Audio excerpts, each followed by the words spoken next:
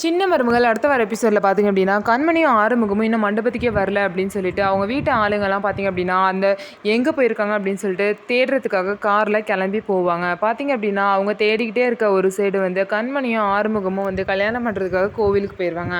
அந்த காரை பார்த்திங்க அப்படின்னா தமிழ்ச்செல்வி பார்த்துட்டு அந்த காரை ஃபாலோ பண்ணி போவாங்க. அவங்க 2 பேரும் கரெக்டாக தாலி கட்டுற நேரத்தில் பார்த்திங்க அப்படின்னா தமிழ்ச்செல்வி போய் அந்த கல்யாணத்தை நிறுத்திடுவாங்க. நிறுத்திட்டு எவ்வளோ சொல்லியுமே பார்த்திங்கன்னா கண்மணி ரொம்பவே அடப்பிடிப்பாங்க.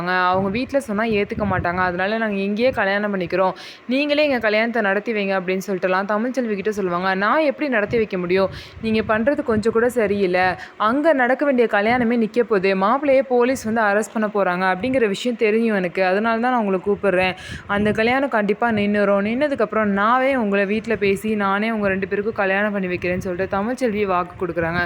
இதை கேட்டு இவங்க 2 பேரும் கல்யாணத்தை நிறுத்திட்டு தமிழ்ச்செல்வி கூட போகிறாங்க. ஸோ என்ன நடக்க போகுது, கண்டிப்பாக போலீஸ் வந்து அந்த மாப்பிள்ளையை அரெஸ்ட் பண்ணிடுவாங்க. அதுக்கப்புறம் தமிழ்ச்செல்வி பேசி இவங்க 2 பேரையும் சேர்த்து வைக்கிறாங்களா இல்லையா அப்படிங்கிறத பொறுத்திருந்து பார்க்கலாம். நம்ம வீடியோ உங்களுக்கு பிடிச்சிருந்தா நம்ம வீடியோவை லைக் பண்ணிக்கோங்க. மறக்காமல் நம்மளோட சேனலை சப்ஸ்கிரைப் அண்ட் ஹைப் பண்ணிவிட்டு பாருங்கள்.